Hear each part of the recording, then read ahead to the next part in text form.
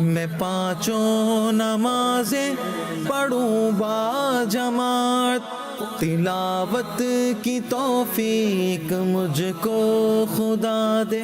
قرآن اور نماز۔ الحمدللہ رب العالمین والصلاة والسلام علی خاتم النبیین، اما بعد فاعوذ باللہ من الشیطان الرجیم، بسم اللہ الرحمن الرحیم۔ الصلاة والسلام علیک یا رسول اللہ وعلی آلک واصحابک یا حبیب اللہ، الصلاة والسلام علیک یا نبی اللہ وعلی آلک واصحابک یا نور اللہ۔ مدنی چینل کے ناظرین، پروگرام قرآن اور نماز میں آپ کو خوش آمدید کہتے ہیں۔ اللہ رب العالمین ہم سب کو قرآن مجید فرقان حمید پڑھنے سمجھنے کی توفیق دے، اور بالخصوص نمازوں کی صورت میں قرآن پاک کثرت سے تلاوت کرنے کی اللہ تعالی ہمیں سعادتیں عطا فرمائے۔ قرآن مجید کا وہ حصہ جو نماز میں تلاوت کیا جاتا ہے تو یہ تلاوت افضل ترین تلاوت کہلاتی ہے۔ سبحان اللہ۔ نماز کے جو احکامات بیان کیے گئے ہیں، اسی طرح کوئی آدمی امامت کر رہا ہے تو امامت کے حوالے سے جو جو احکامات بیان کیے گئے وہ اپنی جگہ، لیکن اس کے علاوہ جب ہم اپنی نمازیں پڑھ رہے ہوں، نوافل پڑھ رہے ہوں، تو کثرت سے اللہ کا کلام، لمبی لمبی صورتیں، لمبی لمبی قرات کر کے بھی اگر آدمی وہ نوافل پڑھتا ہے تو بالکل یہ شرعاً جائز، اور نبی پاک صلی اللہ علیہ وسلم کی مبارک سیرت سے یہ باقاعدہ ثابت کہ آپ نوافل کے اندر، یعنی تنہا اپنی نماز کے اندر آپ کثرت سے تلاوت فرمایا کرتے تھے، لمبی لمبی صورتیں، سورۃ البقرہ، سورۃ آل عمران، سورۃ النساء، یعنی اس طرح کی تلاوت بھی آپ صلی اللہ علیہ وسلم کی نمازوں میں، یعنی نوافل کے اندر وہ کرنا باقاعدہ ثابت ہے۔ تو قرآن اور نماز کا یہ گہرا تعلق ہے۔ قرآن مجید میں عبادات کے حوالے سے اگر بات کریں تو سب سے زیادہ نماز کا ذکر ہے، اور نماز ہی وہ چیز ہے کہ جسے فرمایا گیا کہ قیامت کے دن سب سے پہلے نماز کے بارے میں پوچھا جائے گا۔ اس سوال میں کوئی کمی نہ ہو، یعنی یہ سوال ٹھیک نکلا تو بقیہ معاملات بھی اس کے آسان ہوں گے، سہل ہوں گے۔ قیامت کے دن پہلا سوال ہی نماز کا ہے۔ علماء کرام نے بڑی پیاری توجیحات کے ساتھ یہاں یہ چیز بیان کی ہے کہ ایک روایت میں آیا ہے قیامت کے دن سب سے پہلے قتل یعنی خون کے حوالے سے پوچھا جائے گا، اور ایک روایت میں نماز کے حوالے سے۔ تو اس کی تشریح یہ بیان فرمائی ہے کہ عبادات میں قیامت کے دن سب سے پہلے نماز کا پوچھا جائے گا، یعنی حج ہے، زکوٰۃ ہے، روزے ہیں، نماز ہیں، دیگر یہ عبادات کے جو، تو ان میں سب سے پہلے نماز کا سوال ہوگا۔ اور معاملات کے اندر ایک دوسرے کے لین دین یا جانی مالی تحفظ کے اعتبار سے دیگر معاملات میں دیکھیں تو سب سے پہلے قتل کے بارے میں سوال ہوگا۔ تو قیامت کے دن ان چیزوں میں قتل کے بارے میں، خون کے حوالے سے سوال ہوگا، اور عبادات میں دیکھیں تو سب سے پہلے نماز کا سوال ہوگا۔ اور قرآن میں عبادات کے اعتبار سے دیکھیں تو بکثرت اللہ تعالیٰ نے نماز کا ذکر فرمایا ہے۔ ایک آیت مبارکہ سنتے ہیں، اللہ رب العالمین ارشاد فرماتا ہے، وَمَنْ أَحْسَنُ قَوْلًا مِّمَّنْ دَعَا إِلَى اللَّهِ وَعَمِلَ صَالِحًا۔ ترجمہ، اور اس سے زیادہ کس کی بات اچھی جو اللہ کی طرف بلائے اور نیکی کرے۔ اس آیت کی متعدد تفاسیر کو بیان کیا گیا، اور یہ قول بھی ہے کہ یہ آیت مبارکہ مؤذنین کے حوالے سے ہے، یعنی وہ جو اللہ کی طرف بلاتے ہیں، نیکی کی طرف بلاتے ہیں، وہ ندا دیتے ہیں، یعنی اذان۔ تو نماز سے پہلے اذان ہوتی ہے۔ ہم دیکھیں رسول اللہ صلی اللہ علیہ وسلم نے باقاعدہ اذان کے بھی آپ نے فضائل کو بیان فرمایا۔ نبی پاک صلی اللہ علیہ وسلم کی ایک حدیث سے ارشاد فرمایا، 3 طرح کے لوگ ایسے ہیں کہ بروز قیامت سیاہ کستوری کے ٹیلوں پر ہوں گے، انہیں حساب کا خوف نہ کوئی گھبراہٹ، یہاں تک کہ لوگوں کا حساب ہو جائے، یعنی انہیں یہ خوف نہیں ہوگا۔ وہ کون سے لوگ ہوں گے؟ ارشاد فرمایا، جس نے رضا الہی کے لیے قرآن پاک کی تلاوت کی اور لوگوں کی امامت کی جبکہ وہ اس سے خوش ہوں۔ نمبر 2، جس نے رضا الہی کے لیے مسجد میں اذان دی اور لوگوں کو اللہ کی طرف بلایا۔ نمبر 3، جسے دنیا میں رزق کے معاملے میں آزمایا گیا مگر اس آزمائش نے اسے اخروی اعمال سے غافل نہ کیا۔ اخروی اعمال سے غافل نہ کیا۔ آدمی کو کوئی آزمائشیں آ جائیں، پریشانیاں آ جائیں تو انسان سب سے پہلے نماز اور یہ عبادات انہی کو ترک کر کے بیٹھ جاتا ہے۔ وہ کہتا ہے میں پہلے ہی پریشان ہوں، تو پریشانی میں تو زیادہ اللہ کی طرف لو لگانی چاہیے.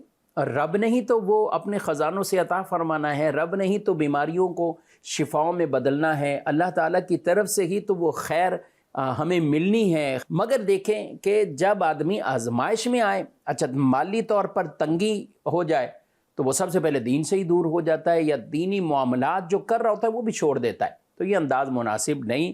ارشاد فرمایا جسے دنیا میں رزق کے معاملے میں آزمایا گیا مگر اس آزمائش نے اسے اخروی اعمال سے غافل نہ کیا، قیامت کے دن انہیں بھی کوئی گھبراہٹ نہیں ہوگی اور نہ ہی کسی چیز کا خوف ہوگا. تو یہ تین طرح کے لوگ جسے فرمایا کہ اللہ تعالیٰ قیامت کے دن یہ انہیں شرف عطا فرمائے گا. ایک اور حدیث پاک ارشاد فرمایا جنوں انس اور جو بھی چیز مؤذن کی ندا سنتی ہے تو وہ بروز قیامت اس کے حق میں گواہی دے گی، بروز قیامت اس کے حق میں گواہی دے گی. تیسری حدیث پاک میں ارشاد فرمایا مؤذن کی اذان سے فارغ ہونے تک رحمان عز و جل کا دست قدرت اس کے سر پر ہوتا ہے، اللہ تعالیٰ کی طرف سے خاص مدد اسے ملتی ہے.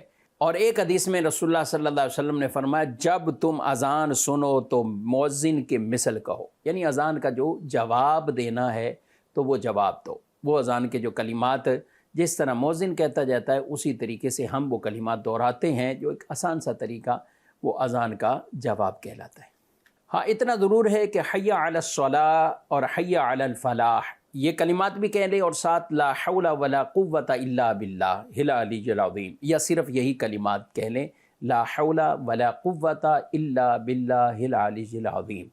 تو ناظرین کرام پہلی بات نماز سے پہلے اذان چونکہ دی جاتی ہے تو ہم دیکھتے ہیں تو اذان میں بھی پوری قرآن مجید فرقان حمید کی ایک آیت کی ایک تفسیر بھی، جس سے مراد اذان اور پھر مؤذن ہی یعنی جو اذان دینے والا وہ لوگوں کو اس نیکی کی طرف، وہ بھلائی کی طرف بلاتا ہے، آؤ نماز کی طرف، آؤ فلاح کی طرف، کامیابی کی طرف. اور سبحان اللہ خوش نصیب وہ لوگ جن کے دل مسجد میں لگے ہوتے ہیں. اور وہ مسجد میں دل لگنا ایک تو ہوتا ہے مسجد میں بیٹھے ہوئے ہیں، تو شریعت کو یہ تو مطلوب نہیں ہے کہ کوئی آدمی 24 گھنٹے مسجد کو اپنا ٹھکانہ بنا لے اور کوئی کام کاج نہ کرے، کمائی نہ کرے، کوئی تجارت نہ کرے، ملازمت نہ کرے اور لوگوں پر وہ بوجھ بن جائے. یہ شریعت کو پسند نہیں، بلکہ تعلیمات نبوی صلی اللہ علیہ وسلم، اسی طرح صحابہ کرام کے اقوال ہم پڑھتے ہیں تو یہ سخت ترین مذمت ہے ایسے شخص کی کہ جو لوگوں پر بوجھ بنے، یعنی لوگ اسے کھلائیں اور وہ خود کچھ نہ کرے. یہ تو پسند ہی نہیں شریعت مطہرہ کو. عبادات کے معاملات اپنی جگہ، لیکن یہ نہ کرے قطعاً کہ وہ اپنے آپ کو بالکل ایسا کر لے کہ میں نے نمازیں یوں پڑھنی ہے، عبادت ہی کرنی اور میں نے کمائی نہیں کرنی، اور وہ لوگوں کی طرف ہاتھ پہ لائے. تو یہ بالکل اس کی مذمتیں ہیں. بلکہ ہمیں یہ کہا گیا ہے کہ اوپر والا ہاتھ اچھا ہے، کھلانے والے بنو، کسی کو دینے والے بنو، مدد کرنے والے بنو، نیچے ہاتھ نہ رکھو، یعنی ہاتھ پھیلاؤ نہیں لوگوں کے سامنے، یعنی مانگنے والے نہ بنو، عطا کرنے والے بنو. تو مسجد میں دل لگنے سے مراد کہ مسجد میں آیا ہے، مسجد میں بیٹھا ہے، مسجد میں اسے سکون مل جائے. ایسا سکون اسے ملے کہ جیسے ایک مچھلی کو پانی میں سکون ملتا ہے، اسی طرح ایک نمازی کو مسجد کے اندر سکون ملے. اور مسجد سے باہر جائے تو جیسے ایک مچھلی پانی سے باہر نکلتی ہے اور تڑپ جاتی ہے، تو انسان کے دل میں بھی یہ تڑپ ہلچل مچلنی چاہیے کہ میں مسجد سے باہر آ گیا ہوں، اور دل میں یہ ہے کہ پھر مسجد میں جاؤں تو سکون مل جائے، پھر نماز کی طرف جاؤں تو مجھے سکون مل جائے. اور اللہ کے ذکر میں ہی تو سکون ہے، اللہ کے گھروں میں ہی تو سکون ہے. ہماری کاش طبیعت بن جائے کہ ہم نے وہاں دل لگانا ہے. کئی چیزیں ایسی ہوتی ہیں کہ جہاں اگر دل میں کوئی بے چینی ہے، دل نہیں لگ رہا، آپ لگائیں، قصداً دل لگانے کی کوشش کریں تو انشاءاللہ اس کی برکات پائیں گے. تو ہم مسجد میں ہیں تو مسجد میں دل لگے. اچھا دوسری بات کہ مسجد سے چلے گئے لیکن دل مسجد میں چھوڑ آئے، یعنی یاد مسجد میں چھوڑ آئے. مثلاً جہاں بھی جا رہے ہیں، ہمارے دل میں یہ ہے کہ ابھی ایک نماز کے بعد دوسری نماز کے لیے بلایا جائے گا تو ہم پھر مسجد میں آ جائیں گے. اچھا گھروں میں خواتین ہیں، نمازوں سے محبت ان کو بھی رکھنی ہے. ایک نماز پڑھی ہے تو اب ان کے دن میں اگلی نماز ہے، تو اس سے پہلے کام کاج یہ نپٹانے تھا کہ اگلی نماز ہے. پھر یہ تو یہ کیا ہے، یہ دل اللہ کے ذکر اور نماز کی طرف یہ دل لگے ہوئے ہیں، یہ عبادت کی طرف ہے. تو وہ ایمان والے جن کے مسجدوں میں دل لگے ہوئے ہیں، مردوں کی بات کر رہا ہوں کہ جن کو مسجد میں آنا ہے، مسجد میں نماز ادا کرنی ہے، تو ایک نماز پڑھ کے جائیں دوسری نماز کے لیے. وہ تجارت بھی کر رہا ہے، دکان پہ بھی چلا گیا، بازار بھی چلا گیا، مارکیٹ بھی چلا گیا، لیکن اپنی یاد مسجد میں چھوڑ گیا ہے، وہ اپنا دل مسجد میں چھوڑ گیا ہے، اور وہ مسجد کی طرف ہی دل لگنا اس کا کہلائے۔ اور سبحان اللہ، وہ جن لوگوں کے دل مسجد میں لگتے ہیں، اللہ قیامت کے دن کیا انہیں عطا فرمائے گا؟ اللہ انہیں خاص اپنے عرش کا سایہ عطا فرمائے گا، ایسا شخص جس کا دل مسجد میں لگا ہوا ہے۔ اللہ یہ نصیب فرمائے۔ اگلی بات میں عرض کرتا ہوں، پہلی بات تو نماز کے لیے اذان ہے، اور پھر نماز بھی وقت باندھا فرض ہے، مقررہ وقت ہے جس پہ نماز ادا کی جاتی ہے۔ اللہ تبارک و تعالیٰ ارشاد فرماتا ہے، ان الصلاۃ کانت علی المؤمنین کتابا موقوتا، بے شک نماز مسلمانوں پر وقت باندھا ہوا فرض ہے۔ نبی پاک صلی اللہ علیہ وسلم کی بارگاہ میں عرض کی گئی، یا رسول اللہ صلی اللہ علیہ وسلم، کون سا عمل افضل ہے؟ تو ارشاد فرمایا، وقت پر نماز ادا کرنا۔ کئی لوگ جو نماز پڑھنے کے عادی بھی ہوتے ہیں، بعض اوقات وہ اس کے ٹائم پیریڈ سے ہٹ کر نماز کو ادا کرتے ہیں۔ ایک تعداد ہے جنہوں نے وقت پر فجر کی نماز کو نہیں ادا کرنا، وہ ان کا مائنڈ بن چکا ہے ہم نے فجر کو ظہر کے ساتھ ملانا ہے، یعنی ظہر میں قضا کر دیں گے۔ تو اگر یہ معاملہ اتنا ہی آسان ہوتا تو اللہ تعالیٰ اسی طرح اس کو فرض فرما دیتا۔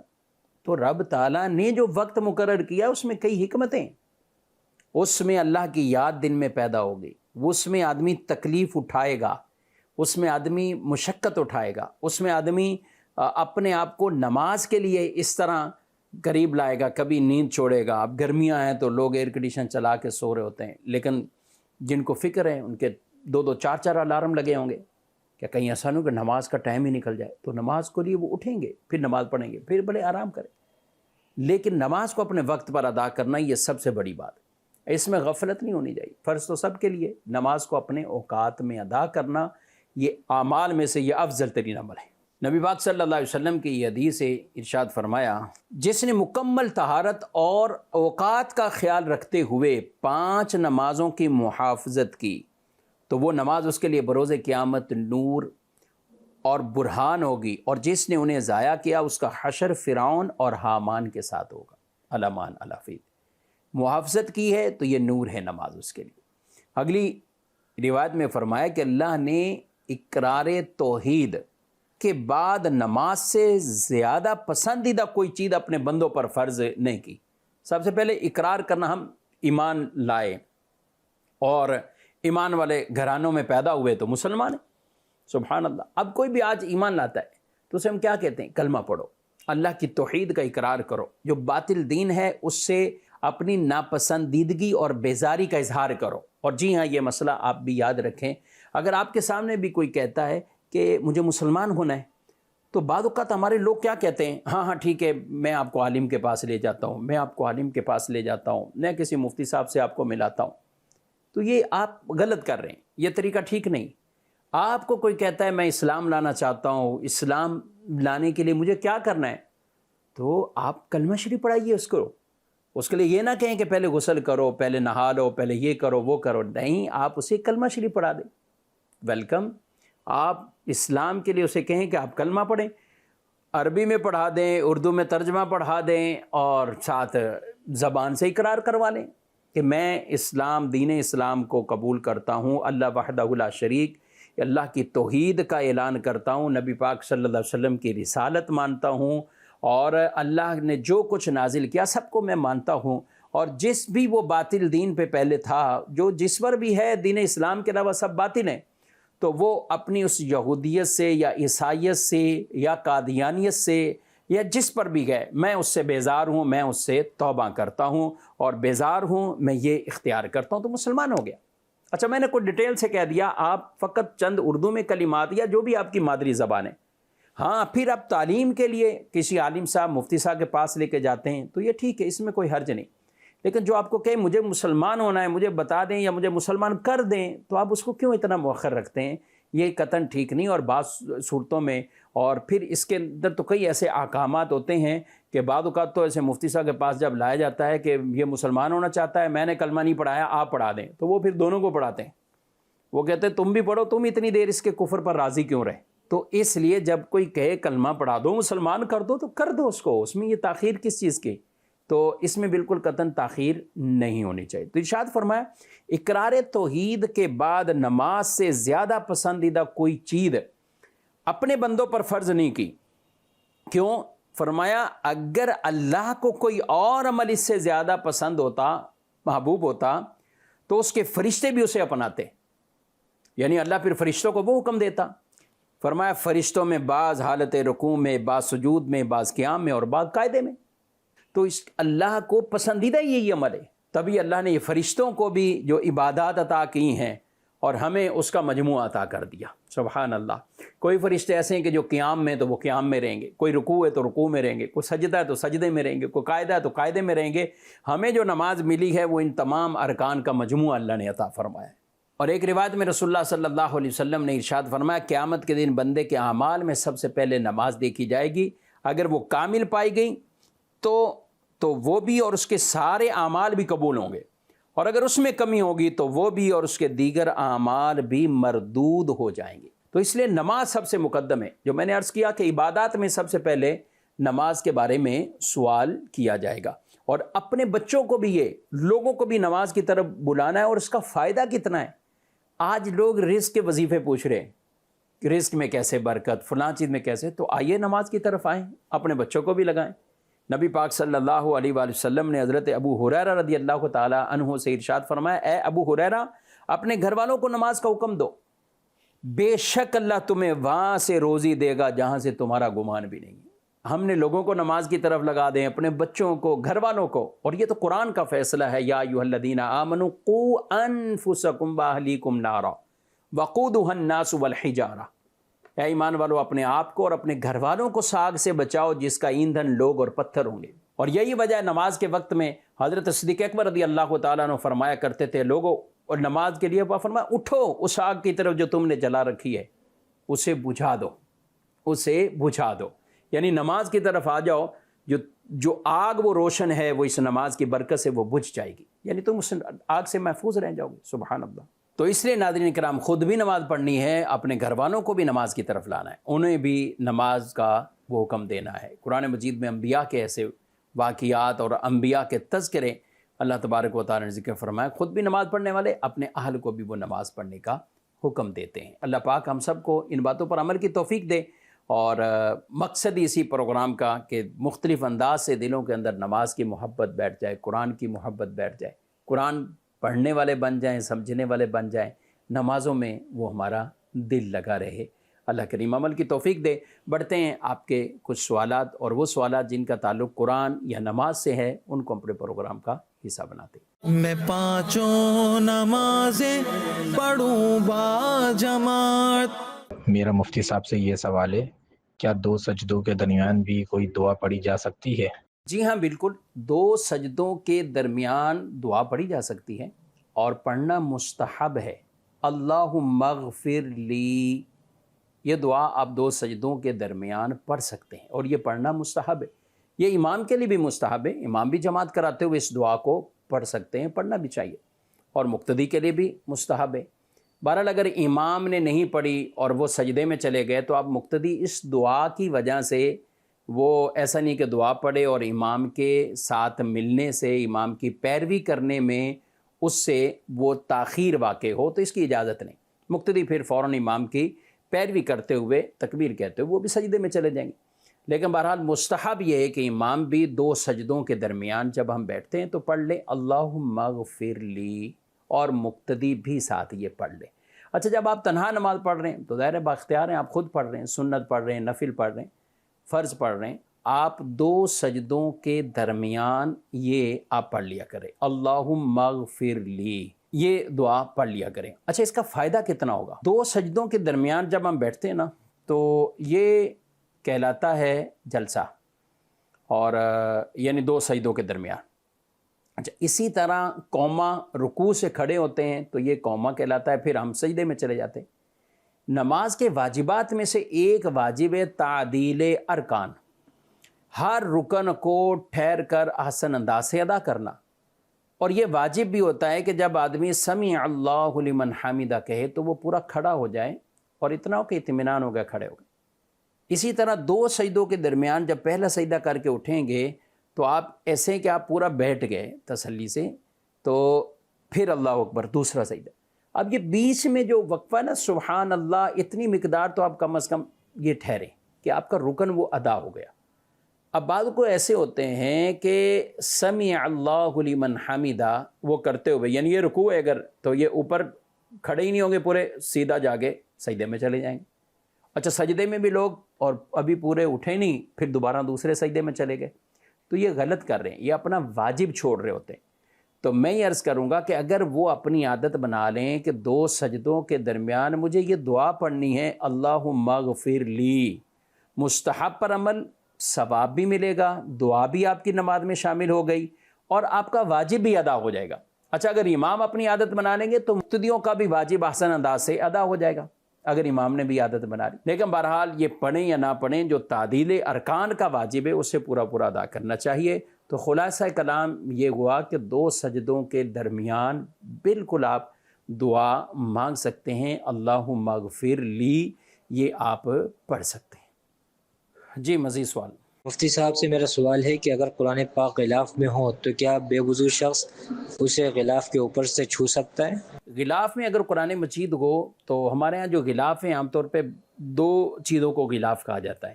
ایک تو وہ ہوتا ہے کہ جو قرآن مجید باقاعدہ کسی غلاف میں ڈال کر اوپر سے اس کی ڈوری چلا کر، یعنی وہ غلاف جداگانہ ہوتا ہے، قرآن مجید کی جلد مبارکہ وہ جداگانہ ہے۔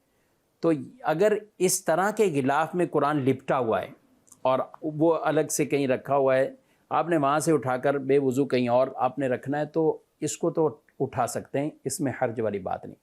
بعض غلاف ہوتے ہیں کہ جو قرآن مجید کی جلد پر ہی کپڑے کا چڑھا ہوتا ہے اور وہ جلد کے ساتھ چسپاں ہوتا ہے یا جلد کے ساتھ لگا ہوتا ہے، وہ جداگانہ نہیں ہوتا۔ آپ قرآن پڑھیں گے بھی تو اس کو کوئی الگ نہیں ہٹاتے، وہ اس کا حصہ ہی جلد کے ساتھ بنا ہوتا ہے۔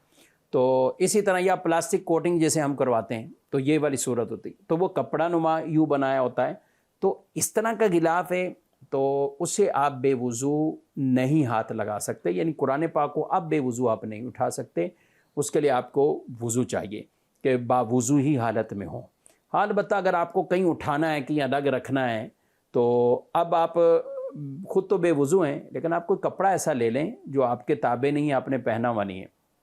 مثلا الگ سے رومال ہے تو آپ نے اوپر رکھا اور پکڑ کر دوسری جگہ قرآن شریف رکھ دیا تو یہ آپ کا چھونا جائز ہو جائے گا، کیونکہ یہاں بیچ میں ایک کپڑا حائل ہے، بیچ میں وہ رومال حائل ہے، تو اب آپ کا چھونا بھی جائز ہو جائے گا۔ لیکن کبھی ضرورت ہو تو یہ انداز اختیار کریں، لیکن عام ضرورت نہ ہو تو ظاہر ہے باوضو ہی قرآن پاک کو پکڑنا چاہیے، ہاتھ لگانا چاہیے۔ بے وضو قرآن کو چھونا باقاعدہ جو قرآن پاک کو جس کو ہم کہہ رہے ہیں تو وہ جائز نہیں ہوتا۔ بے وضو قرآن پڑھنا تو جائز ہے لیکن بے وضو قرآن کو ہاتھ لگانا یہ جائز نہیں ہے۔ ناظرین کرام، آپ نے قرآن اور نماز کا یہ پروگرام ملاحظہ کیا، آپ کے کئی شرعی دینی سوالات اور بھی ہوتے ہوں گے۔ اس ٹاپک میں اگر آپ چاہتے ہیں کہ قرآن اور نماز سے حوالے سے کوئی سوالات شامل کیے جائیں تو اس نمبر پر آپ اپنے سوالات بھی بھیج سکتے ہیں، آئندہ پروگرام میں انہیں شامل کیا جائے گا۔ اللہ پاک نور قرآن سے میرے اور آپ کے سینوں کو روشن فرمائے، منور فرمائے، اور نماز پنجگانہ پابندی وقت کے ساتھ ہم سب کو ادا کرنے کی توفیق عطا فرمائے۔ آمین بجاہ النبی الامین صلی اللہ علیہ وآلہ وسلم۔ میں 5 نمازیں پڑھوں با جماعت، تلاوت کی توفیق مجھ کو خدا دے، قرآن اور نماز